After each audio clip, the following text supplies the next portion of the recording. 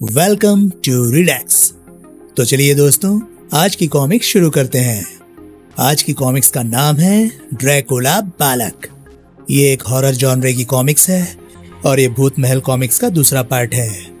इसका पहला पार्ट भूत महल हमारे चैनल पर आपको सुनने को मिल जाएगा।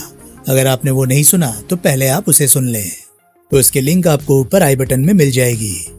इस कॉमिक्स के मेन कैरेक्टर में है राम रहीम और ये कॉमिक्स प्रकाशित हुई थी मनोज कॉमिक्स के अंतर्गत।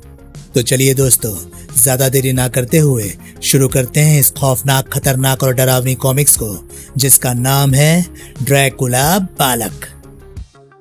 ड्रैकुला बालक। ओह, रहीम का जीवन खतरे में है। घुर घुर। ड्रैकुला बालक ने पलंग पर बेखबर सोए पड़े रहीम की गर्दन की ओर अपने भयानक पंजे बढ़ाए। तभी राम ने उस पर छलांग लगा दी।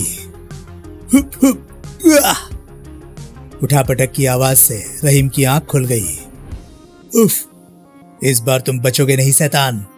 अरे बाप रे, ड्रैकुला बालक। सहसा रहीम फुर्ती से उठकर स्विच बोर्ड की ओर बढ़ा। आज तुम दोनों की मौत निश्चित है। जल्दी से रोशनी करो वरना राम का बचना असंभव होगा। उफ। और फिर रहीम ने जैसे ही बिजली का बटन दबाया, आई आ गए बच्चों के होश ठिकाने। हे ईश्वर, जान बची। दूसरे ही पल ड्रैकुला बालक प्रकाश से भयभीत हो खिड़की की ओर भागा। राम, उसे पकड़ो, बचकर न जाने पाए। घुर घुर।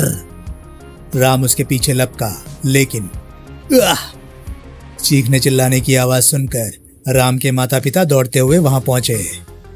दरवाजा खोलो राम बेटे, दरवाजा खोलो रहीम, दरवाजा खोलो बच्चों। राम, तुम ठीक तो हो ना? हाँ, तुम दरवाजा खोलो, शायद मम्मी डैडी है। रहीम ने दरवाजा खोला। क्या हुआ बेटा? ओह, ये राम को क्या हुआ? ये चीख कैसी थी? डैडी, मैं केवल इतना जानता हूँ कि अचानक ही हमारे कमरे की खिड़की खुली और एक भयानक आकृति का बौना अंदर आया। फिर राम ने सारी घटना विस्तार पूर्वक बता दी। ओह, वो अवश्य ही ड्रैकुला बालक होगा। हमारे बच्चों की जान खतरे में है, हमें पुलिस को फोन करना चाहिए। बेकार है मम्मी, हम अपनी रक्षा स्वयं कर लेंगे। हाँ आंटी, आप हमारी चिंता बिल्कुल ना करें। ठीक है बेटा, लेकिन अपने रिवॉल्वर अब हमेशा अपने साथ रखना। ड्रैकुला बालक का खतरा दिन पर दिन बढ़ता जा रहा है। ऐसा ही करेंगे डैडी, आप आराम कीजिए। कर्नल राघव और राधा देवी के जाने के पश्चात ड्रैकुला बालक हमें मौत के घाट उतारने यहाँ तक भी पहुंच गया। राम, अब क्या होगा? चिंता मत करो, एक न एक दिन वो हमारी हाथों मारा जाएगा, लेकिन अब हमें बहुत ही सतर्क रहने की जरूरत है। फिर कुछ देर बातचीत करते रहने के पश्चात वे दोनों सो गए। उधर भूत महल में ये इंजेक्शन इस मृत इंसान को मांसविहीन करके एक कंकाल में परिवर्तित कर देगा। फिर मैं इसमें प्राण फूंक कर एक ऐसे जीते जागते मानव कंकाल का निर्माण करूंगा जिसे जीवित इंसानों के समान बोलते चलते और कार्य करते देख दुनिया दंग रह जाएगी। और फिर इंजेक्शन लगाने के कुछ क्षणों पश्चात मेरा एक और महान प्रयोग दुनिया में तहलका मचाने के लिए सफल होने जा रहा है। अब इसमें केवल प्राण फूंकना है, जीवन पड़ते ही ये अजय हो जाएगा। दुनिया का ऐसा अद्भुत इंसान जिसका मनुष्य तो क्या, गोला बारूद भी कुछ नहीं बिगाड़ पाएगा। और इसमें प्राण फूंकेगी ये मशीन। और फिर शाबाश मेरे फौलादी गुलाम, मैं अजय हूं मेरे स्वामी, परीक्षा नहीं, आदेश दीजिए। तभी दुनिया मेरे निर्मित गुलाम का मुकाबला किसी भी प्रकार नहीं कर पाएगी। मैं आ गया स्वामी। ओह, तुम आ गए। देखो देखो दोस्त, मेरा नया प्रयोग सफल रहा। इसी खुशी में आज जी भरकर दावत उड़ा लो। लेकिन आपके लिए एक बुरी खबर है स्वामी, मैं अपने काम में असफल रहा स्वामी। राम रहीम फिर बच गए। खैर, तुम चिंता मत करो, वे दोनों ज्यादा समय तक जिंदा नहीं बचेंगे। उनकी मौत अब ऐसे ही कंकालों द्वारा होगी। तुम मेरे लिए लाशों का प्रबंध करो। मैं कंकालों की एक सेना तैयार करना चाहता हूँ ताकि मेरी ये सेना पूरी दुनिया को एक कब्रिस्तान बना सके। लाशों का प्रबंध करने में ये कंकाल भी तुम्हारी सहायता करेंगे। जो आज्ञा स्वामी।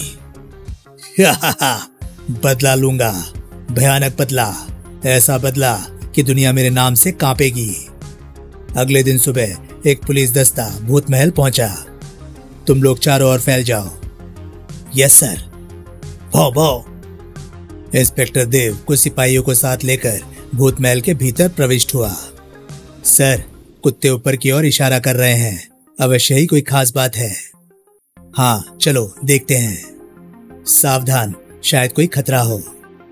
चिंता ना करें सर, हम हर खतरे से निपटने के लिए तैयार हैं। यहाँ तो कोई भी नहीं है सर, लेकिन कुत्ते भौंक रहे हैं, बात अवश्य कुछ है। तभी इंस्पेक्टर देव की दृष्टि छत की ओर उठी। अरे वो देखो सर, ये तो किसी मासूम बच्चे की नुची खुची लाश है। हाँ, न जाने किस अभागी का लाल होगा। सर, कहीं ये बच्चा इंस्पेक्टर शंकर का तो नहीं, जिसका कल रात ड्रैकुला बालक ने अपहरण किया था? कहा नहीं जा सकता। राम सिंह, तुम तुरंत बाहर जाकर फोन पर फोटोग्राफर्स को सूचित करो, साथ ही एम्बुलेंस के लिए भी कहना ना भूलना। यस सर, मैं जाता हूँ। सूचना पाते ही फोटोग्राफर्स वहां पहुंच गए। सर, क्या इस बच्चे की हत्या के पीछे भी ड्रैकुला बालक का हाथ होगा? हाँ, ऐसा हो सकता है, लेकिन बिना प्रमाण के हम दावा नहीं कर सकते कि इसकी हत्या भी ड्रैकुला बालक के हाथ हुई होगी। खैर, जब फोटोग्राफर्स अपना काम पूरा कर लें, तब तुम लाश उतरवाकर पोस्टमार्टम के लिए भिजवा देना। Yes sir. हवलदार को आवश्यक निर्देश देने के पश्चात इंस्पेक्टर देव आसपास छानबीन करने लगे। अरे, वो सफेद वस्तु क्या है? वो एक सफेद रुमाल था। आर, यानी इस रुमाल के मालिक का नाम र से शुरू होता है। कौन हो सकता है? इंस्पेक्टर देव ने वो रुमाल शिकारी कुत्तों को सुंघाया। शायद ये रुमाल के मालिक तक पहुंचने में हमारी कुछ मदद करे। रुमाल सूंघने के पश्चात कुत्ते बाहर की ओर दौड़े। हवलदार खुशीराम, तुम 2-3 सिपाहियों के साथ मेरे पीछे आओ। Yes sir. फिर जल्दी ही कुत्ते भूत महल से बाहर निकलकर एक और सड़क पर बढ़ने लगे। ये तो फोर्ट स्ट्रीट की ओर जा रहे मालूम पड़ते हैं। कुछ समय पश्चात, सर, ये तो कर्नल राघव की कोठी है। कुत्ते किसी भ्रम में तो नहीं फंसे? मैं भी उलझन में हूँ खुशीराम, लेकिन तहकीकात तो करनी ही पड़ेगी। उस समय राम रहीम अपने माता पिता के साथ नाश्ता कर रहे थे। साहब, पुलिस आपसे मिलना चाहती है। पुलिस? पुलिस? ओह, चलो मैं आता हूँ। Good morning colonel Raghav. Morning inspector. कहिए, मैं आपकी क्या सेवा कर सकता हूँ? कारण जानने के लिए राधा देवी के साथ साथ राम रहीम भी वहां पहुंचे। कष्ट के लिए क्षमा चाहता हूँ कर्नल साहब, दरअसल ये रुमाल हमें यहाँ तक खींच लाया है। रुमाल? मैं कुछ समझा नहीं इंस्पेक्टर। क्या बात है स्वामी? राम को देखते ही दोनों कुत्ते उस पर झपटे। ये सब क्या बदतमीजी है इंस्पेक्टर? राम, बचो। सॉरी कर्नल, मुझे अफसोस है, आपके पुत्र राम को अभी इसी समय हमारे साथ पुलिस स्टेशन चलना होगा। क्या जुर्म किया है मेरे बेटे ने? लेकिन क्यों? राम पर हत्या करने का संदेह है। हत्या? ये कैसे हो सकता है? नहीं। ठहरिए इंस्पेक्टर साहब, क्या आप ये बताने का कष्ट करेंगे कि मैंने किसकी और कहां हत्या की है? आपने एक मासूम बच्चे की हत्या की है और उसकी लाश आपने भूत महल में इसलिए टांग दी ताकि पुलिस इस कांड में भी ड्रैकुला बालक का हाथ समझे। ये आप क्या बक रहे हैं इंस्पेक्टर? इसका क्या सबूत है आपके पास? सबूत है ये रुमाल, जिसके कोने में आपके पुत्र के नाम राम का पहला अक्षर र कढ़ा हुआ है, जिसे सूंघकर ही कुत्ते यहाँ तक पहुंचे हैं। और आप साक्षी हैं कि इन गूंगे जानवरों ने इस रुमाल के मालिक को पहचानने में कोई भूल नहीं की। लेकिन इंस्पेक्टर, रुमाल के घटनास्थल पर मिलने से ये तो सिद्ध नहीं हो जाता कि भूत महल में मिलने वाले बच्चे की हत्या मैंने ही की होगी। सारे सबूत आपके खिलाफ हैं मिस्टर राम। बेहतर यही होगा कि आप हमारे साथ पुलिस स्टेशन चले।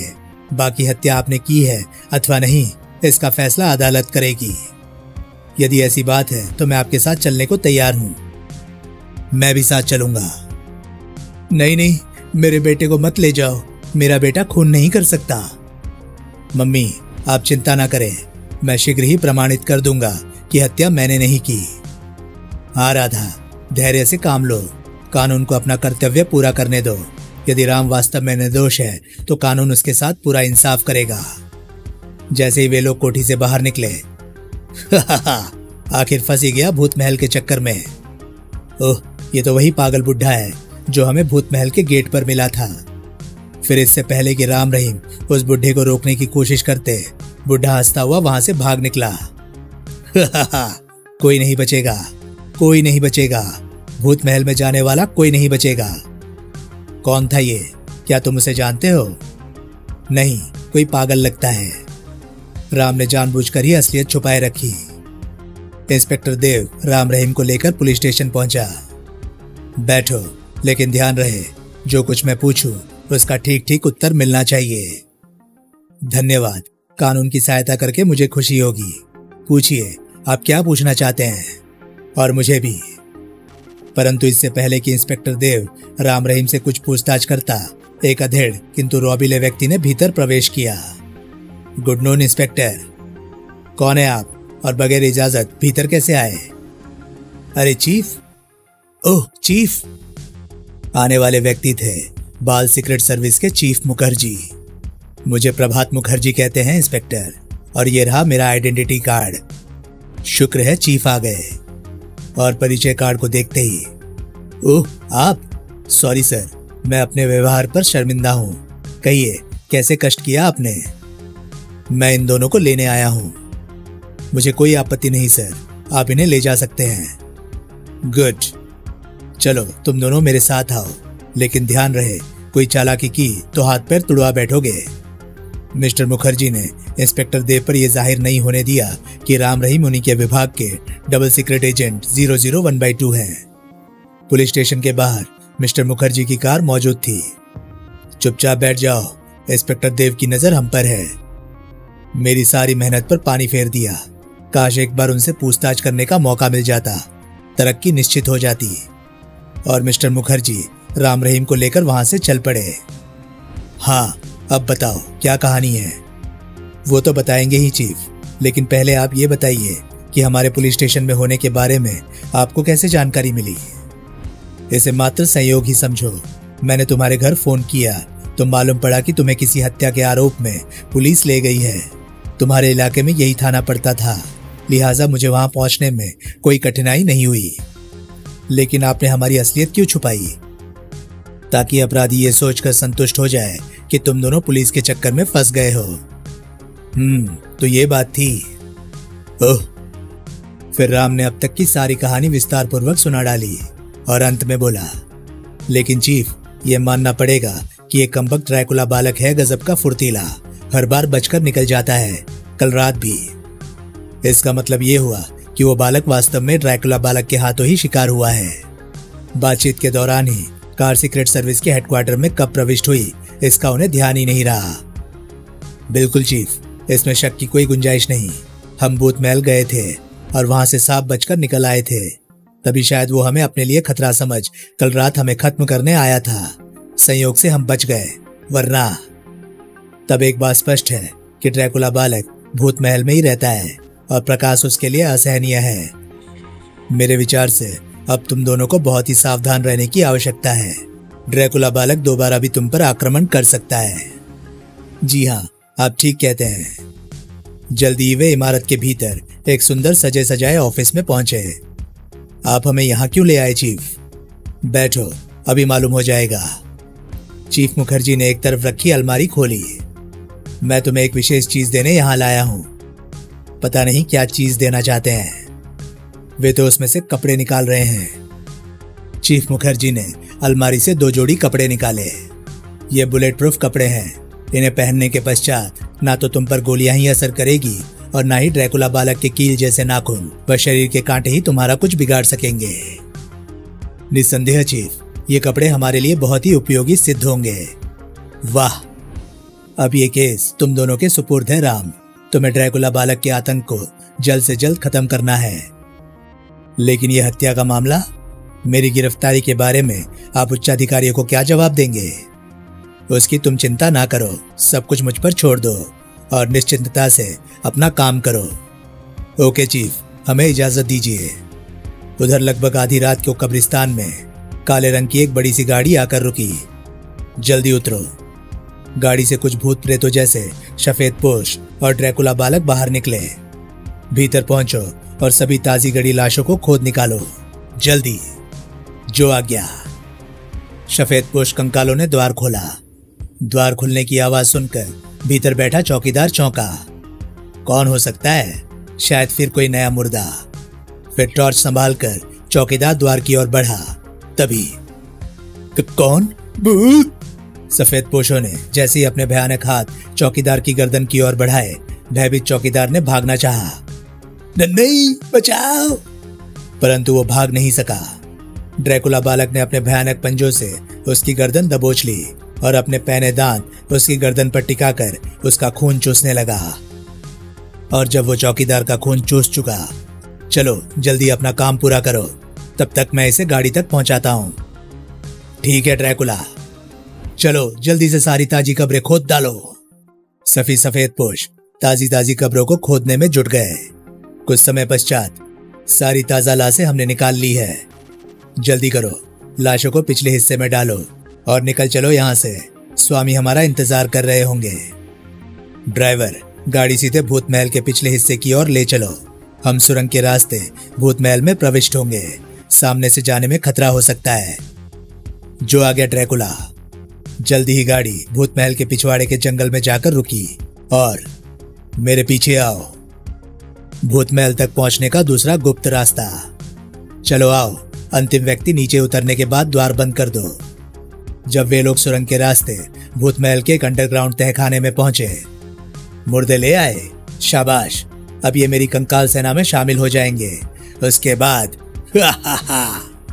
अगले दिन देश के तमाम समाचार पत्र विभिन्न कब्रिस्तानों व शवगृह से रहस्यमय ढंग से लाशों के गायब होने की खबरों से भरे पड़े थे। समझ में नहीं आता कि ये सब क्या चक्कर है। भला लाशें चुराने से क्या फायदा पहुंच सकता है अपराधियों को? अवश्य ही इसमें भी कोई गहरा राज है। क्या तुम इन लाशों की चोरी के पीछे भी ड्रैकुला बालक का हाथ समझ रहे हो? फिलहाल कुछ नहीं कहा जा सकता। ओह, फोन। हेलो, मैं राम बोल रहा हूं। मैं चीफ मुखर्जी। तुरंत रहीम के साथ ऑफिस पहुंचो। Yes sir. किसका फोन था राम? चीफ मुखर्जी का। चाय खत्म करके फटाफट तैयार हो जाओ, चीफ ने हमें बुलाया है। ओह। कुछ देर बाद सीक्रेट सर्विस के ऑफिस में। राम, अब ये केस भयानक रूप पकड़ता जा रहा है। अपराधी शीघ्र से शीघ्र पकड़ा जाना चाहिए, वरना लोगों का विश्वास पुलिस से उठ जाएगा। हम पूरी कोशिश कर रहे हैं चीफ। वैसे मैं अब और कुछ सोचने पर विवश हो गया हूं। वो क्या? न जाने क्यों चीफ, इस घटना से मुझे ऐसा लग रहा है कि ड्रैकुला बालक के पीछे किसी और ही सुलझे हुए व्यक्ति का दिमाग काम कर रहा है, जो अपराधी प्रवृत्ति का मालूम पड़ता है। यदि ऐसा हुआ तो हमें आने वाली किसी नई मुसीबत का सामना करने के लिए तैयार रहना चाहिए। बिल्कुल, मैं भी यही कहने जा रहा था। लाशों की चोरी अवश्य ही किसी भयानक उद्देश्य के कारण की गई होगी, वरना लाशों से भला किसी को क्या फायदा पहुंच सकता है। जो भी हो राम, तुम्हें अब जल्द से जल्द इस केस को निपटाना होगा, चाहे इस सारे कांड के पीछे ड्रैकुला बालक का हाथ हो अथवा किसी और का। आप चिंता ना करें चीफ। जिस दिन ड्रैकुला बालक हमें दिखाई दे गया, वो दिन इस केस का आखिरी दिन होगा। अब हमें इजाजत दीजिए। लाशों की चोरी को लेकर पुलिस विभाग में भी हंगामा मचा हुआ था। शहर में इतना हंगामा मचा हुआ है, जनता पुलिस की नाकामयाबी पर कीचड़ उछाल रही है, और आप लोग हैं कि हाथ पर हाथ रखे अभी केवल तमाशा ही देख रहे हैं। मैं पूछता हूँ कि अभी तक अपराधी पकड़ा क्यों नहीं गया? सर, हमें संदेह है कि लाशों की चोरी के पीछे भी ड्रैकुला बालक का ही हाथ है। इस बात के प्रमाण हमें कुछ कब्रिस्तानों से मिले हैं। ड्रैकुला बालक, आप लोगों के पास सिर्फ एक ही बहाना रह गया है, लेकिन मैं अब कोई बहाना नहीं सुनना चाहता। अपराधी जो कोई भी है, वो जल्द से जल्द पकड़ा जाना चाहिए। लेकिन सर, वो एक भूत है, उसे पकड़ना इंसान के बस की बात नहीं। बकवास। भूत प्रेत लाशों की चोरी नहीं कर सकते। वो कोई शैतान इंसान ही है जो अपने को भूत प्रेत साबित करने की कोशिश कर रहा है। ये मेरा आदेश है कि वो 1 सप्ताह के भीतर भीतर पकड़ा जाना चाहिए। और हाँ, शहर के चप्पे चप्पे पर गश्त बढ़ा दो। Yes sir. और उधर भूत महल में डॉक्टर शैतान कंकालों की एक पूरी सेना तैयार कर चुका था। देखो ड्रैकुला, मेरे कंकालों की सेना तैयार हो गई है। अब मैं पूरी दुनिया में तहलका मचा दूंगा। हमारे लिए क्या आज्ञा है स्वामी? आज्ञा? हाँ, आज्ञा। तुम सब मेरी आज्ञा मानोगे तो मैं खून पिलाऊंगा, इंसानी खून। आप महान है स्वामी। हमें आज्ञा दे स्वामी। सुनो, तुम लोगों को जीवन देने में मेरी सारी दौलत समाप्त हो गई है। सर्वप्रथम तुम लोग मेरे लिए अपनी शक्ति का प्रयोग करके दौलत एकत्रित करो, और हाँ, तुम में से कुछ राम रहीम और उनके संबंधियों को पकड़कर यहाँ लाओ। जो आज्ञा स्वामी। और उसी रात जब राह चलते लोगों की दृष्टि आकाश में उड़ते कंकालों पर पड़ी, अरे वो देखो, भूत, उड़ते हुए भूत।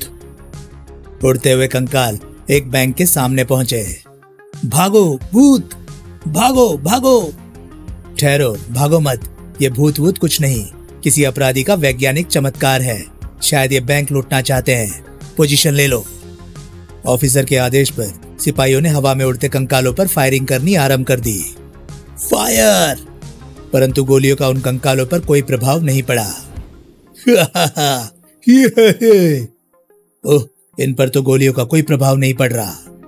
सिपाही भयभीत हो उठे। सर, ये वास्तव में भूत है, भागिए। हम भूतों का मुकाबला नहीं कर सकते सर। भागो। ठहरो, डरो नहीं, एक बार फिर कोशिश करो। तभी कंकालों ने भागते सिपाहियों पर आक्रमण किया। आई! उफ! आय मरा!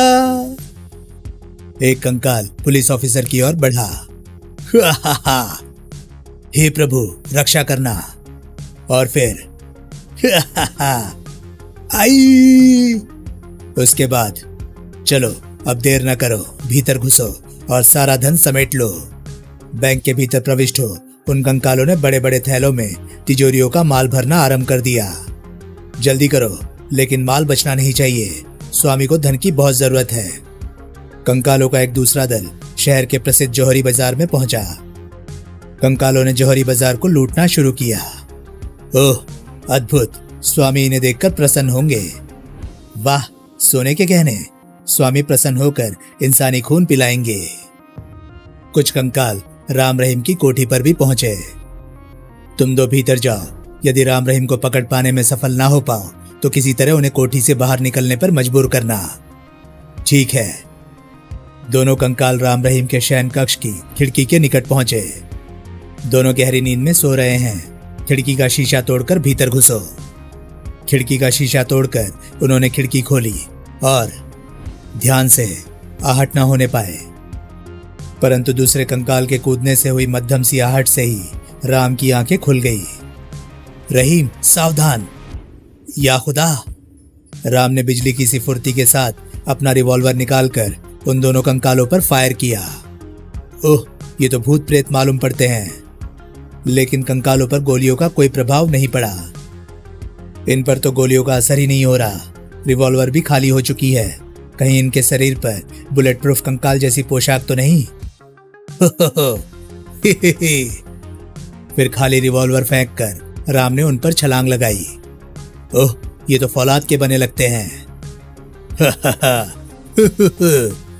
लेकिन कंकालों को घुसा मारते ही राम को ऐसा महसूस हुआ जैसे उसका हाथ किसी पत्थर से टकराया हो। तभी दोनों कंकालों ने उस पर आक्रमण किया। फिर दोनों कंकाल भयानक अंदाज में राम की ओर बढ़े। तभी खामोश खड़े रहीम को जैसे होश आया। आगे मत बढ़ना, वरना गोली मार दूंगा। कोई फायदा नहीं होगा, गोली हमारा कुछ नहीं बिगाड़ सकती। पेट्रोल की बोतल शायद कुछ काम कर जाए।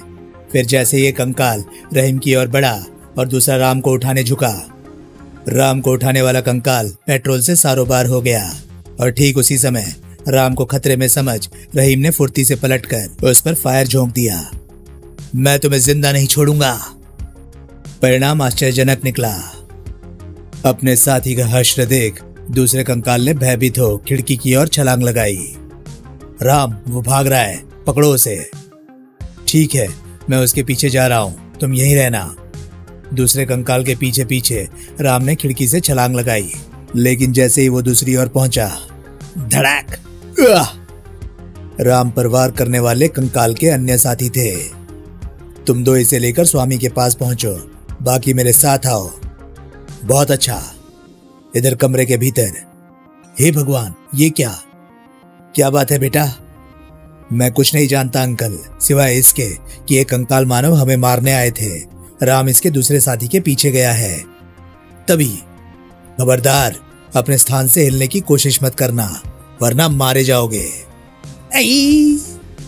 यदि अपनी जान और खैर चाहते हो तो तुम सब चुपचाप हमारे साथ चलो। राम हमारी कैद में पहुंच चुका है। कोई चारा नहीं, अब तो इनके साथ जाना ही होगा। क्या? कोई चारा ना देख कर्नल राघव, राधा देवी और रहीम ने स्वयं को उनके हवाले कर दिया। उसी रात बाल सीक्रेट सर्विस के चीफ मिस्टर मुखर्जी की कोठी में। कौन हो तुम और क्या चाहते हो? यदि अपनी खैरियत चाहते हो तो चुपचाप हमारे साथ चलो।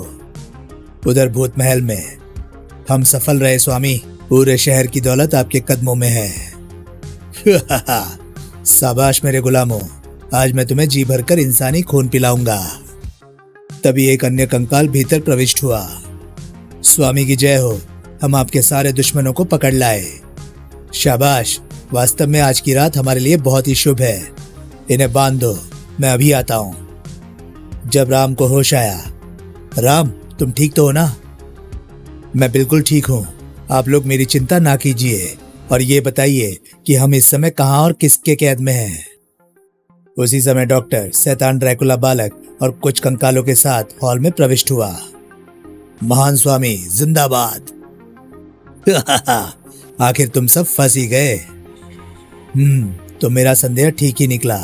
ड्रैकुला बालक के पीछे इसी शैतान इंसान का दिमाग काम कर रहा था और इसी ने लाशों को गायब करके कंकालों की फौज तैयार की है। अवश्य ही ये कोई खतरनाक एवं पागल वैज्ञानिक है। अब समझा तुमने हमें कैद क्यों किया है। इस दुनिया को तबाह करने की तैयारी कर रहा हूं और आधी तैयारी भी पूरी कर चुका हूं। दुनिया को तबाह करने से तुम्हें क्या मिलेगा? क्या मिलेगा? मेरा प्रतिशोध पूरा हो जाएगा, मेरी आत्मा को शांति मिल जाएगी। मेरा नाम डॉक्टर शंकर है। कभी मैं भी भोला भाला और नेक दिल सुंदर इंसान था। मेरे छोटे से परिवार में मेरी बीवी और एकमात्र पुत्र था। उस समय मैं एक सरकारी प्रयोगशाला में नौकरी करता था, लेकिन इस दुनिया को मेरी खुशियां रास नहीं आई। मेरे कुछ दुश्मनों ने मुझे एक झूठे इल्जाम में 3 साल के लिए जेल भिजवा दिया। हे ईश्वर, तुम तो जानते हो मैं बेकसूर हूं। जेल से छूटकर जब मैं घर वापस लौटा तो मेरी दुनिया उजड़ चुकी थी। इसी दुनिया के कुछ सरमाएदारों ने मेरी पत्नी की इज्जत लूट ली थी, जिसके कारण उसने आत्महत्या कर ली थी। हे ईश्वर, ये तो मुझे किस गुनाह की सजा दे रहा है। मैंने सीने पर पत्थर रखकर वो दुख भी झेला, लेकिन एक दिन, डॉक्टर साहब क्या हुआ मेरे बेटे को? इसे कैंसर है, इलाज करने में काफी पैसा लगेगा।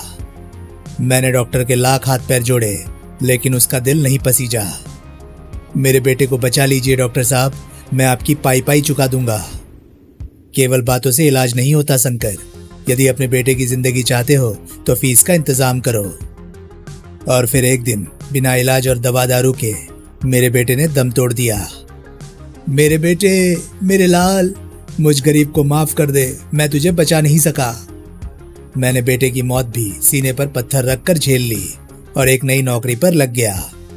एक दिन मैं एक भयानक दुर्घटना का शिकार हो गया। जब मुझे हॉस्पिटल में होश आया तो मैं दुनिया का सबसे बदसूरत इंसान था। नहीं, हे ईश्वर, तुमने मुझे मारी क्यों न दिया? धैर्य से काम लो मिस्टर शंकर। लेकिन इस दुनिया को मेरी इस दुर्दशा पर भी दया नहीं आई। जब मुझे हॉस्पिटल से छुट्टी मिली, कोई भयानक डाकू लगता है, मारो, पागल है, मारो। और दुनिया के दिए हुए जख्मों से मेरा दिल पत्थर हो उठा। डॉक्टर शंकर एक इंसान से डॉक्टर शैतान बनकर एक हैवान बन गया। मेरे दिल में प्रतिशोध की ज्वाला धधक उठी। एक दिन बदला लूंगा, जरूर बदला लूंगा। इस दुनिया को मिटा कर रख दूंगा। एक दिन मैं खून के आंसू बहाता भटकता हुआ इस पुराने महल में पहुंच गया और यहीं रहने लगा। एक दिन महल के भीतर घूमते घूमते मुझे यहाँ के अंडरग्राउंड गुप्त तहखानों का पता चला। ये स्थान सुरक्षित है। यदि किसी तरह प्रयोगशाला कायम कर लूं तो सपने पूरे हो सकते हैं। और मैंने किसी तरह पैसा जोड़ जोड़ कर एक प्रयोगशाला कायम कर ली। प्रयोगशाला तैयार होने के पश्चात मैंने सर्वप्रथम ड्रैकुला बालक की उत्पत्ति की और बच्चों का दुश्मन बनकर पूरे शहर में हंगामा मचा दिया। और मैं अब सबसे गिन गिन कर बदले ले रहा हूँ। मैं तुम्हें भी जिंदा नहीं छोड़ूंगा। ड्रैकुला, जाओ, सबसे पहले राम का खून पीकर अपनी भूख शांत करो। आदेश मिलते ही ड्रैकुला बालक अपनी लाल लाल जीभ लपलपाता हुआ राम की ओर बढ़ा। लेकिन इससे पहले कि ड्रैकुला बालक राम की गर्दन में अपने पैने दांत गड़ा पाता, द्वार से एक चमकदार किरण आई और ड्रैकुला बालक की छाती में समा गई। अगले ही पल उसका शरीर जल उठा और जलकर राख हो गया। आई स्वामी, मुझे बचाओ। सबकी दृष्टि द्वार की ओर घूम गई। पागल बुढ़ा? ओह, ये तो वही रहस्यमय बुढ़ा है। खबरदार, भागने की कोशिश मत करना वरना मारे जाओगे। कौन हो तुम? पागल बुढ़े ने अपने चेहरे से मेकअप हटाया। तुम्हारा खेल अब खत्म हो चुका है शंकर। भलाई इसी में है कि तुम स्वयं को कानून के हवाले कर दो। दूसरे क्षण जो चेहरा सामने आया उसे देखकर डॉक्टर शंकर उर्फ डॉक्टर शैतान बुरी तरह चौंक उठा। ओह गुरुदेव, तुम? खामोश नीच, गुरु का नाम अपने गंदे मुंह से मत लो। आप कौन हैं श्रीमान? क्या हम आपका परिचय जान सकते हैं? मेरा नाम प्रोफेसर दिवाकर है। अब मैं सब कुछ त्याग कर साधु बन चुका हूँ। किसी समय शंकर मेरे पास ही रहता था। उस समय मात्र ये 10-12 साल का एक अनाथ बालक था। मैंने इसे पाल पोस कर बड़ा किया और इसे विज्ञान की उच्च शिक्षा दी। पागल बुढ़े यानी प्रोफेसर दिवाकर ने बताया। लेकिन मुझे नहीं मालूम था कि जिन आविष्कारों के फॉर्मूले मैं इसे मानव की भलाई के लिए दे रहा हूँ, उनका ये एक दिन थोड़े से दुख बर्दाश्त न करके मानव के विनाश के लिए प्रयोग कर बैठेगा। जिस दिन मुझे ड्रैकुला बालक के आतंक के विषय में मालूम हुआ था, उसी दिन मुझे विश्वास हो गया था कि ये इसी का काम है। इस दवाई का फॉर्मूला मैंने ही इसे दिया था। यही नहीं, इन कंकालों की इजाद भी मैंने ही की थी। मैं इसकी तलाश में काफी समय से लगा था, लेकिन चूंकि मुझे भूत महल के गुप्त तहखानों के बारे में जानकारी नहीं थी, इसलिए बूढ़े पागल के रूप में मैं यहाँ की निगरानी कर रहा था। तुम लोग नाहकी इसके हाथे मारे ना जाओ, इसलिए मैंने शुरू में तुम्हें रोकने की भी चेष्टा की थी। ओह, तब आप आज यहाँ अचानक कैसे पहुंच गए प्रोफेसर? ये लोग जब तुम लोगों को पकड़कर जंगल के गुप्त रास्ते से यहाँ आ रहे थे, तो मैं इनका पीछा करता हुआ यहाँ तक पहुंच गया। सब कुछ बताने के पश्चात जब प्रोफेसर दिवाकर खामोश हुए, तो डॉक्टर शैतान भयानक अट्टहास कर उठा। चलो अच्छा ही हुआ प्रोफेसर कि तुम स्वयं यहाँ आ गए। तुम्हें भी इनके साथ मौत के घाट उतार कर मैं हमेशा हमेशा के लिए अपना राजदार यहीं दफन कर दूंगा। मेरे जीते जी तुम इनका बाल भी बांका नहीं कर पाओगे शंकर। अभी मालूम हो जाएगा, शुरुआत तुम्ही से करूंगा। गुलामों, नोच डालो इस बूढ़े की बोटी बोटी। जो आ गया स्वामी। कंकाल प्रोफेसर पर झपटे। ये मेरा कुछ बिगाड़ नहीं पाएंगे। इनके लिए मेरा लेजर किरणों का रिवॉल्वर ही काफी है। अगले ही पल, स्वामी बचाओ।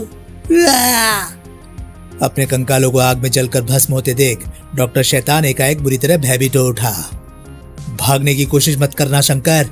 तुम्हारे भागने के तमाम रास्ते मैं बंद कर चुका हूँ। यहाँ आने से पहले मैं पुलिस को फोन करता आया था। यही नहीं, उन्हें मैं तुम्हारे कंकालों से निपटने का तरीका भी बता चुका हूँ। पुलिस आती ही होगी। डॉक्टर शैतान को निशाने पर रखते हुए प्रोफेसर दिवाकर ने राम रहीम, कर्नल राघव, चीफ मुखर्जी आदि सभी को आजाद कर दिया।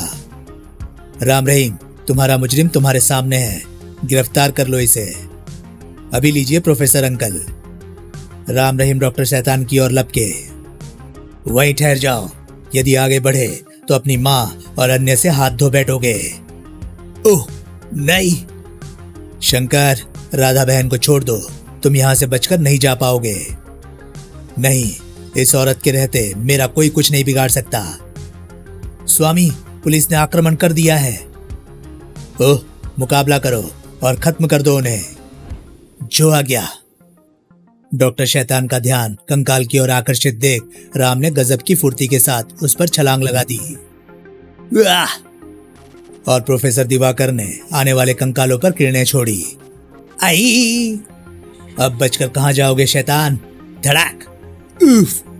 उधर भूत महल के बाहर इधर सहसा न जाने कहां से कई कंकाल प्रकट हुए और डॉक्टर शैतान की सहायता के लिए लपके, लेकिन प्रोफेसर दिवाकर ने उन्हें अपने रिवॉल्वर का निशाना बना दिया।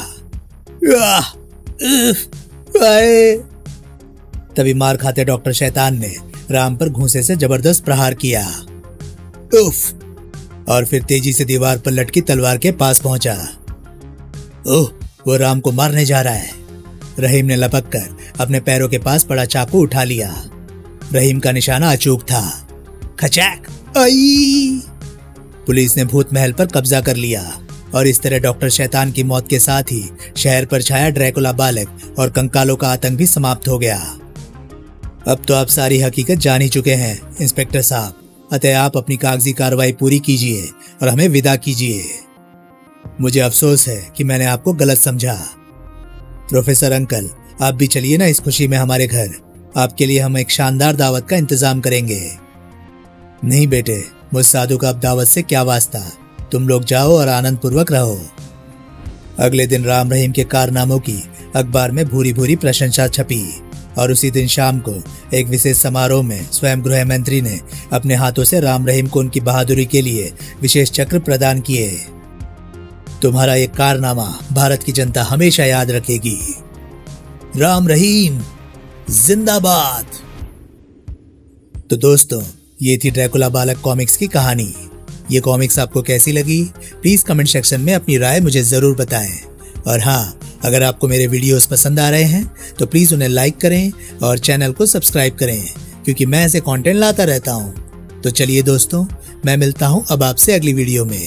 तब तक के लिए नमस्कार, गुड बाय। सेफ रहिए, खुश रहिए, मजे करिए।